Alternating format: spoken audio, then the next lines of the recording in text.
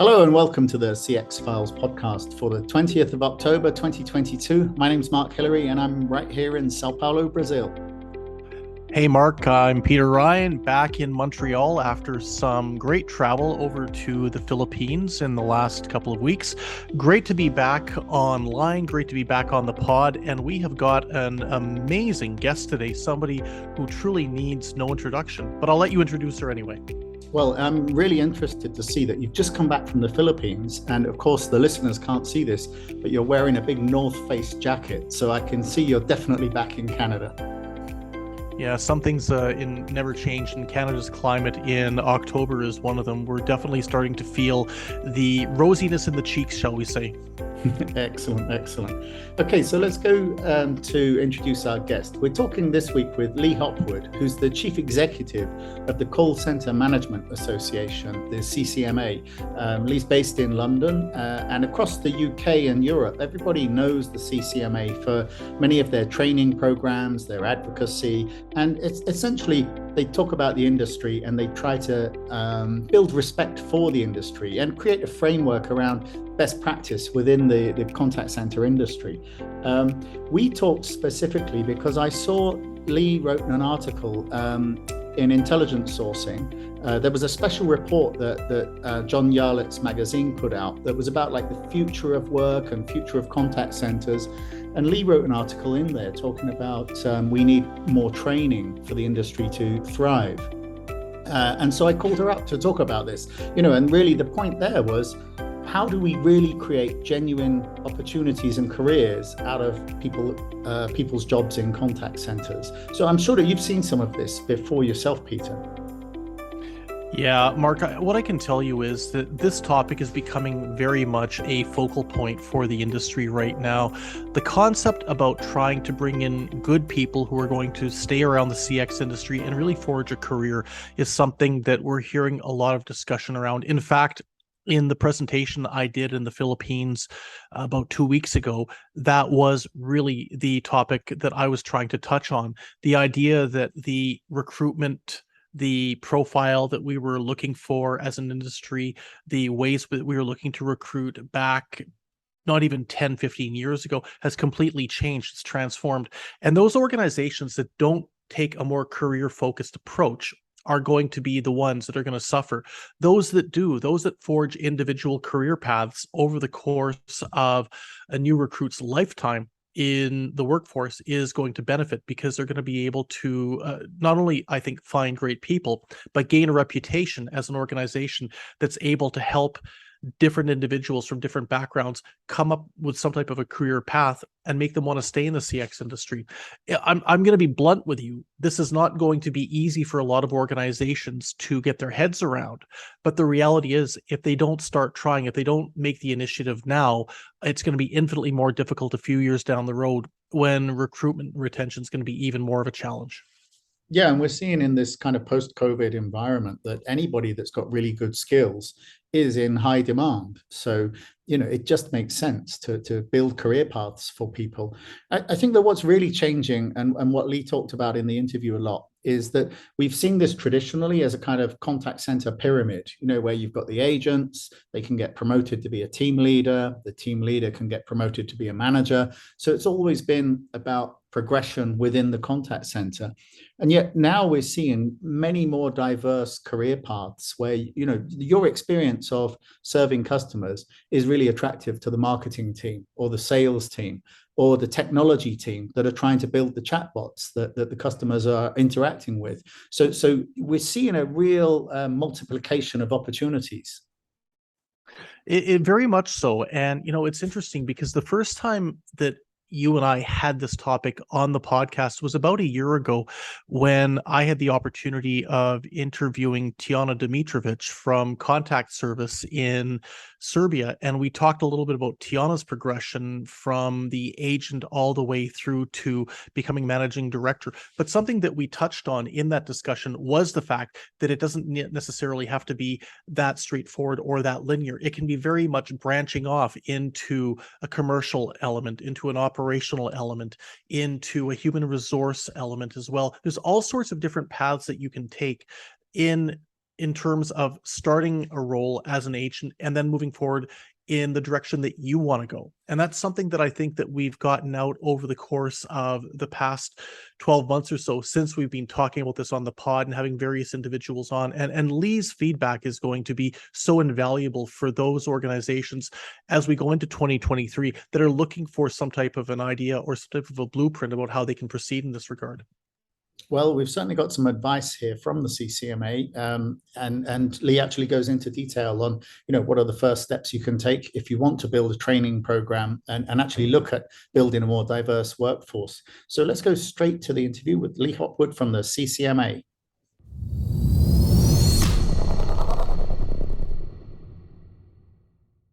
Hi, Leigh. Now, you've been an advocate for the industry, and I saw an article recently that you published called "Our Industry Will Thrive Through Learning." Now, when we talk about the industry in broad terms, I don't think everybody often thinks about like a long career path or involvement in learning. So where do you see the current state of learning in modern customer service jobs then? Good question.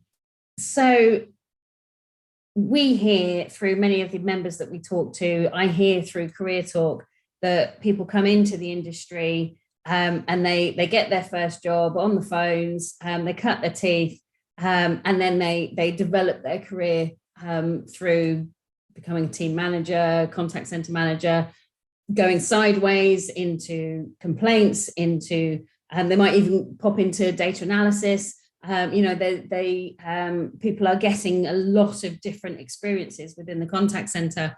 I think the big question is, are they getting the learning support through that? So we know that contact centers have brilliant induction programs. They are brilliant induction programs to enable those frontline advisors to be on the phone, on web chat, on email to customers. Is there that continued learning? For some, there is, and we are aware that there are some organizations that have brilliant training academies that enable people to go through that management learning and specific learning into specialist areas, but not all of them have. And we know, across business generally, we know that people can get promoted without the management training and support around them. So it's in some pockets of our industry, I think the learning that's available to customer service is there, but there are also pockets where that learning isn't available. One of the questions that I ask quite often in Career Talk is whether someone has got a degree and whether they've got a qualification. And it's a real mixed bag. Sometimes they have, sometimes they haven't. And I'm talking to people that have been in the industry for, 15, 20 plus years. What's really interesting for me is that I'm starting to see a growing want and desire for qualifications at that more senior level. So I think that's interesting. Yeah, that's interesting, because you mentioned there about moving up within the contact center itself. So moving into a team leader role, then maybe a management role within the contact center. And from the companies that I talk to, I also see that there's a pathway into other jobs like sales and marketing, where that customer experience or that experience of handling customers becomes very useful and important. So, are you seeing more opportunities evolving? And how can companies just make it easier to sort of create that pathway? There are absolutely loads of opportunities evolving. It's not uncommon for me to hear now of organizations that are in essence creating mini businesses in the contact center. So there was a time, albeit 20 plus years ago, where the contact center was frontline advisors, team managers, the contact center manager, head of, director of, and it was very linear. What we're seeing now, we saw it several years ago when quality came into the contact center, resource planning came into the contact center, and we have these specialist skills. What I'm increasingly hearing is a comms manager coming into the contact center. I'm hearing IT managers turning up. I'm hearing roles for data, in particular, data and insights coming on board. And what seems to be happening is more of these specialist skills are coming into the contact center that will enable the operation to operate independently, in essence.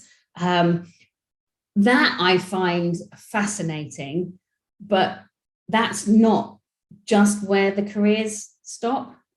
So people that are coming into the sector and think, oh, I'm going to pop into the sector and then I'm going to disappear. The experience that they are getting from talking to customers all the time, hearing what they like, what they don't like, is so valuable that those individuals may well find themselves being offered jobs within the same organization, but like you say, going into sales, going into marketing, going into another function, because their knowledge of the customer is so valuable. But at the same time, and this is something that we see obviously a lot over the last few decades, is people going into the contact center using those skills, the resilience that they demonstrate, and taking them out into other jobs completely, taking them into hospitality. It's such a transferable skill, but the skills that you need to work on that front line are so incredibly valuable for, frankly, any other job you might want to go and do. Yeah, and I wrote an article myself a few years ago that was headlined, "Your next CEO is inside the contact center now."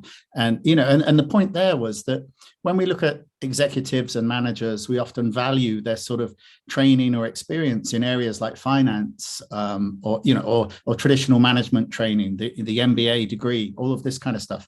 And yet we sort of discard all of this experience of actually dealing with customers day to day. And if someone has got several years, like a deep knowledge of knowing exactly what your customers think and feel, then doesn't that have a real value to the company? I mean, is that message getting through?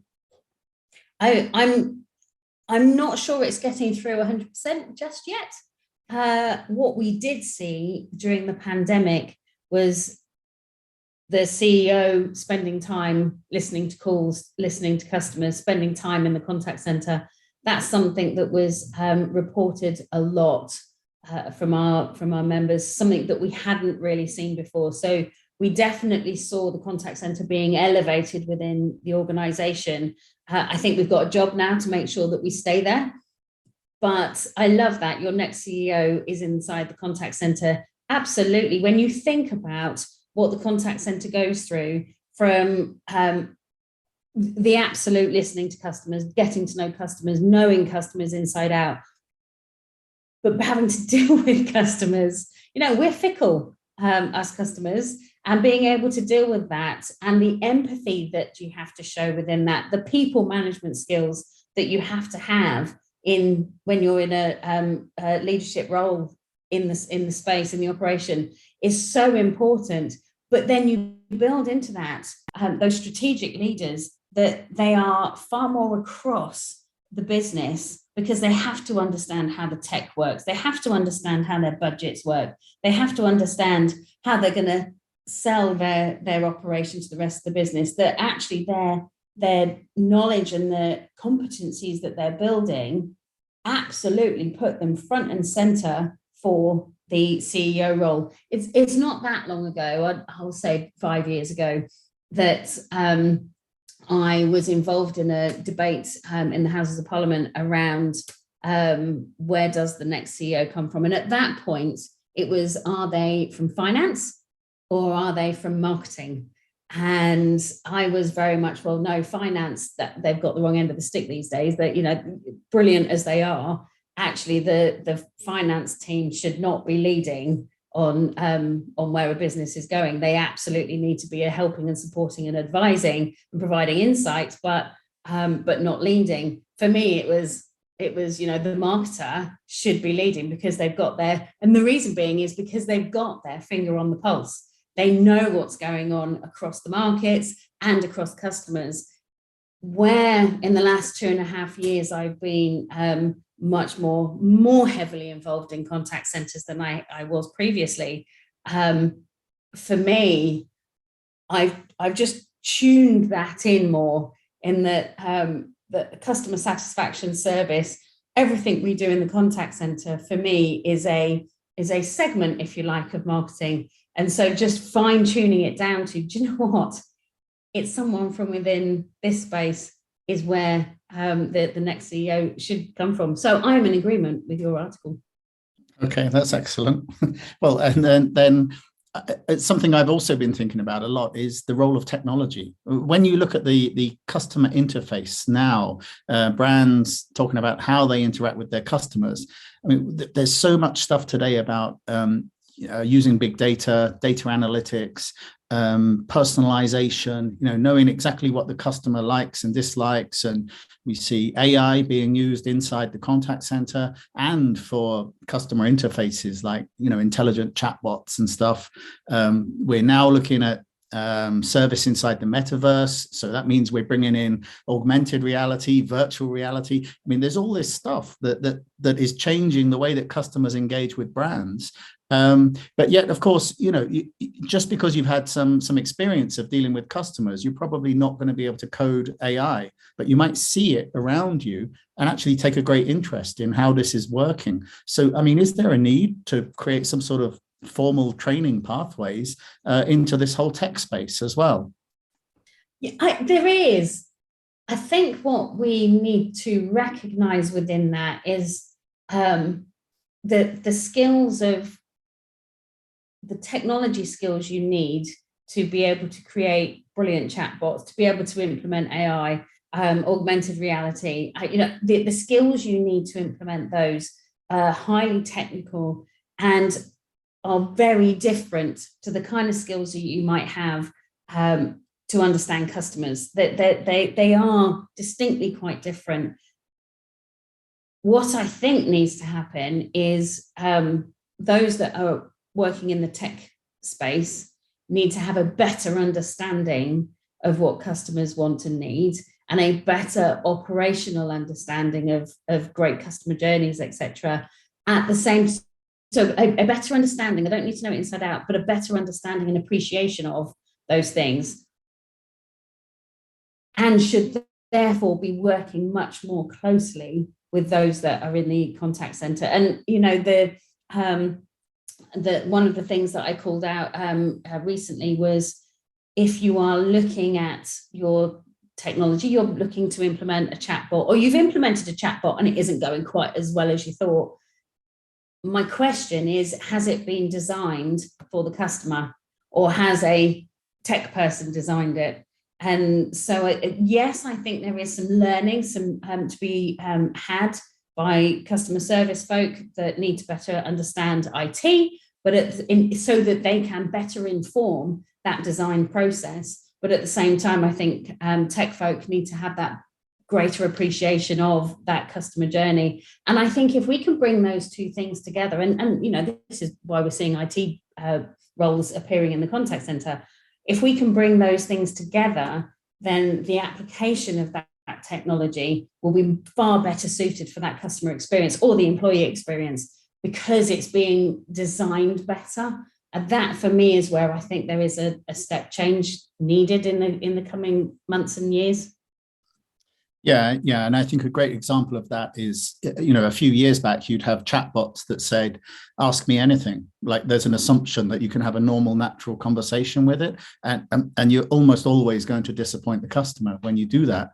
But then if you kind of frame the chatbot in a way to say something like, "Well, nobody's available right now, but if you tell me your problem and your details, we'll get back to you as soon as possible." So then you sort of create the instant help of the chatbot, but you don't claim to be able to answer anything, So I think that comes down to your point that you've got to get IT together with the people who are handling the customers, and somewhere they meet in the middle and make this stuff actually useful. And on top of that, the design and the use of the bots, it's been called out recently that you need to be careful when you're designing these things that they don't become too human. And what I mean by that is, if it's too human, then the public might be deceived into thinking they are talking to or chatting with a real person. And that could actually be brand damaging, But if they know they're talking to a bot and it's not a person on the other end, then it's a far more transparent approach to implementing this type of tech. Okay, and so what measures is the CCMA doing to actually help people working within customer service actually develop their careers? I mean, do you have practical sort of guidance? Are you using tools like LinkedIn to connect people together?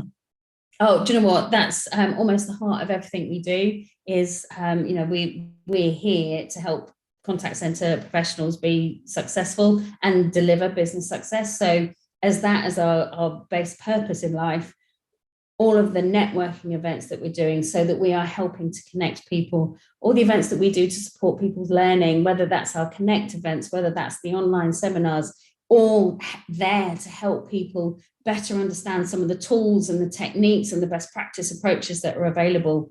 There is, we do career talk so that people can see where some of the career options might be, just to open eyes on what's possible, and that might fine tune their learning requirements. On top of that, we do have the UK National Contact Centre Academy, the training arm, which we've been growing quite substantially over the last couple of years. And, bite-sized learning, because that's how some people want to learn. We do in-house courses. So take one of those open courses and we'll play it out on your site. We've got bundles. I mean, there's just so much more that we are building so that we can continue to help contact centre professionals, wherever they are in their career, be able to do more for their businesses, for their operations. Okay, and so just to wrap up then, I mean, if somebody from the industry is listening to this and thinking, well, actually, we really need to do more. We've got our internal training, we've got the training that people need to be inducted into their jobs and everything, but perhaps we need to be thinking about more pathways and opportunities and actually guiding people along those pathways. So what are the sort of must-do actions that a manager needs to take to sort of kick off some more formal process? So there are a number of things that company execs can do. There really are. And if you're talking about them as individuals, for them doing a gap analysis where they're missing their learning. And for a senior leader, it could be that they know their operation inside out. And do you know what? They're damn good at their role. But what they might not have is that knowledge around marketing. They might not know about finance. So looking at those other functions that will enable them to broaden their visions. For those managers that are looking at creating career paths for their team leaders, their team managers, being able to identify again what their gaps are. It could be a people skills issue. It could be they don't know enough about how to deal with complaints and difficult calls, because most of the calls they take are not so difficult. So really understanding what their gaps are and giving them that pathway. Once you've learned some of the basics around people management, now go into a specialist area, maybe go into 2 or 3 specialist areas, and then you can develop into a contact center manager, and really showing that pathway. There's a number of things that we've been doing. As say, career talk is one of those things, to be able to listen to what that career pathway might be. We're starting to pull some more data together, more content together, and publishing that on the website. But honestly, it's really about looking at opening eyes and understanding what those individuals want to do.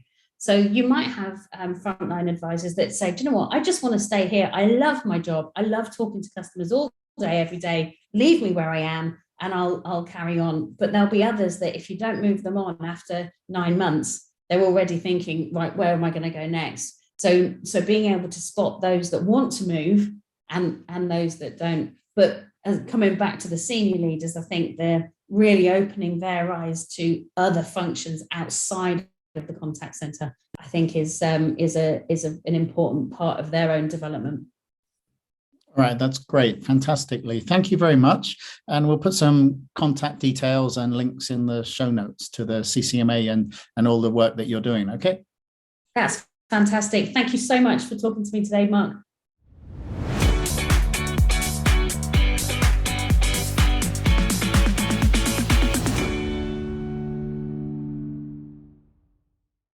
Thanks for listening to the CX Files podcast. We really appreciate your feedback and suggestions. You can reach myself, Mark Hillary, or Peter Ryan via LinkedIn. Please also leave a rating or review on your favourite podcast provider, as that helps more people to find us. As always, we'd like to thank Chris Haig at Traction Media for the CX Files graphics. See you next week.